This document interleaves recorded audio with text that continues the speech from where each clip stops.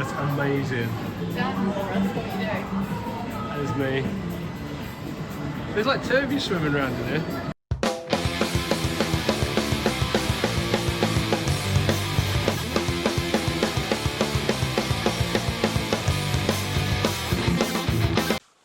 Welcome back to the channel. My name's Dan and this is Dan's Out and About. So on our recent trip to Japan, we visited Odaiba, which is a man-made island in the Bay of Tokyo. Odaiba is a huge entertainment complex and it's made up of malls. There's lots of attractions there. So there's Madame Tussauds, the Lego Discovery Centre, there are arcades. There's also man-made beaches. So in the summer you can go down and play volleyball and beach football and go and just chill on the beach. It's great. We visited Joypolis, which is Sega's lesser known indoor theme park. There are roller coasters, VR machines, walk around attractions, scare mazes, there's all sorts in there, it's brilliant. Joypolis is split into 3 levels and there's 20 attractions in total, plus the arcades, carnival games, there's a shop, cafe, there's even a bar in there which I found a bit strange, selling Dippin' Dots, whatever they are. Odaiba is served by its own subway line and you can also get the boat across from Asakusa, which is kind of a tour in itself, so you can make that part of your day. There are 2 types of tickets to get into Joypolis. There's the standard ticket, which is about £5, which is 1,500 yen. That gives you pay-as-you-go rides, so the rides then cost between 600 and 1,000 yen, and you can charge up your ticket to pay for the rides. So the other type of ticket is the passport ticket. That's 5,000 yen, but that gets you entry and includes all rides. So there's 20 attractions and you can ride them all day. That's the best value for money if you want to go on everything. We bought the standard tickets and we did some pay-as-you-go rides. We didn't go on everything. Some of the rides you do probably need to speak Japanese to get the most out of them. So obviously we didn't do those ones. We just did a couple of rides that looked really good fun. So everything in Joypolis is very IP driven, as you can imagine. So you have Sega franchises like Sonic, Hatsune Miku, Phoenix Wright and House of the Dead. And there's also some guest franchises. So you have Transformers, Attack on Titan, and a few others which I'd never heard of. There were lots of anime sort of based attractions and posters up. But we'll have a look as we go around so you can see for yourself. So with the 20 attractions over the 3 floors, we're going to go around now and have a quick look and see some of the highlights. So after scanning in, we were given a free crane token, so if we played the crane games we got a free go. We walked through and the first thing we came upon was the Tokyo Halfpipe, which is one of the roller coasters inside. This one's got the crazy spinning motion at the top. If you look at the riders at the far side, you see them spin right at the top, which is pretty cool. It looks like a lot of fun. So we wanted to get a good view, so we went up to the next level, and you can see the stage in front there, where they have shows every now and then, and the roller coaster shooting around overhead. Dicky on Live Coaster. The world's first fusion of music games and shoot sounds along with rhythm to get a high score. It was a combination of a beat game and a roller coaster, which is a really strange combination. Inside everything was very slow, and then once you played the beat game, you shoot out the side of the wall and into a loop. Yeah, just very odd. That was 1,000 yen, so it was £5 to get on that one. It was worth a go as we were there. So going up to the next level, we've got the Sega Carnival, or we've got Sonic Carnival, which is a load of carnival games. You can win prizes. There's a few rides dotted around here. So the first one's the Transformers ride. I'll be honest, on this level it looks like it was designed to make you throw up. Transformers Human Alliance Special. Get on this ride that spins 360. So there's lots of spinning and it looked a bit rough in there. There was a few green faces as they got off the ride there. So next to it, you've got the Zero-G Racers. Again, this one looks like it's been designed to make you chunder. They basically just fucking spin and spin and spin, and everyone looks terrified. Storm G. Ride a near futuristic sled ride and go on a high-speed race. It's not for me, that one. Next one along is the Tower Tag, which is basically Laser Quest, but VR, which I guess is made to make space. Apparently it's esports, but I don't know, I've never heard of it before, and it didn't really appeal to me. So you got more of the carnival games around here. These look like a lot of fun, but no one was really playing them, if I'm honest. So as we walk around, we come to Sonic Athletics, which this one did look fun. If there's a bunch of you there, you can all race against each other. These guys were doing the long jump, which looked like they're having a lot of fun. The little kid in the middle, I don't really know if he knew what he was doing, but yeah, it looked good. So next to that is the House of the Dead game. This looked like really good fun, but we didn't play it. I don't know why we didn't play it. House of the Dead. Scarlet Dawn, the attraction. An immersive experience you won't find anywhere else. Fire away at the creatures that attack. Your vending machine and all your refreshments after you're thrown up from riding these fucking rides. But yeah, this floor just looked a bit crazy. It looked like a lot of fun. There was some of the rides had quite a long wait, up to an hour wait. And it wasn't very busy, so I'm not sure what it would be like on a Saturday morning or a Sunday afternoon, you know.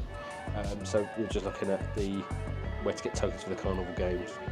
So on the next level, there's more VR and walkthrough experiences. So the first one we came across was Wild Wing, which is part of Attack on Titan.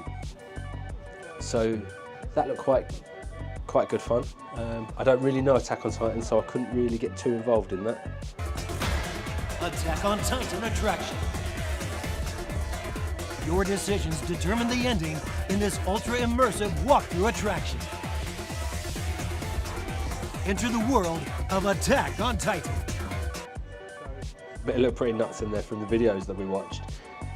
Then we've got Wild Jungle, which it made me think of Back to the Future ride from Universal, the old Back to the Future ride. That looked like a lot of fun as well. It's the hit tour brought to you by Sega Adventure Company Wild Series. Soar through the sky. Jungle. As you can see, it's like kind of coaster VR experiences, 4D sort of deal on everything. So there's the Murder Lodge, which looks like a dinner party where you sit down and people just get killed off all the way through. I'm not really sure. Everything was in Japanese, so I couldn't really tell, but it does look like fun. So if there is an English language version, I would strongly recommend having a go on that. I wish we had. So on this floor as well is the Phoenix Wright courts. There was quite a few people around there, so I couldn't really get to it to get any footage. And then you've got She's on Her Way Sadako, which is the lady from The Ring. So Ringu, when I was here about 10 years ago, there was a Ringu walkthrough experience which I did. It made no sense because it was all in Japanese, but it was really good fun. And I think this one's going to be a similar deal. So we've got some interactive screens as well. We'll see some more interactive screens on the way up. This one was, I don't know why, it was quite addictive, just like expanding this ball and balloon. Really odd. But yeah, so they're pretty cool, like dotted around where you're waiting in queues and stuff. Everyone looks at you like you're crazy while you're playing on them. But yeah, it's good. It's good fun. So on the top level there's a cafe and a photo booth studio. We originally thought this was a maid cafe, but it's actually an attraction in itself. It's like a beauty photo salon where you can get your photos done, which is pretty cool.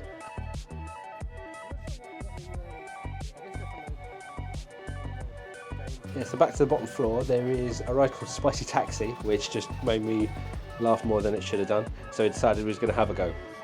This was actually really good fun. It's 4-player, one person's driving and the other 3 are shooting. Yeah, it is fun. It's silly, there's not much to it, but it's like monkeys are attacking you and there's all mad shit going on. So yes, that was quite a good fun one to go on as well.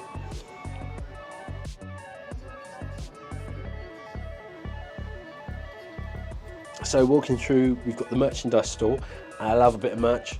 So here, you'll see there's lots, to be honest, it was mainly sweets. There's sweets and snacks and things like that. There's a few character goods.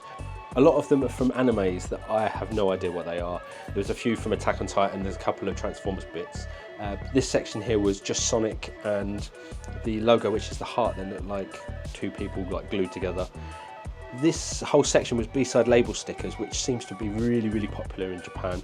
There's like pass holders and magnets and all sorts of things like that as well. As you can see, loads of snacks, gashapon machines. That's the bar at the back there that does the dipping dots. Apparently you can get beer there as well, which is a strange combination of things to sell.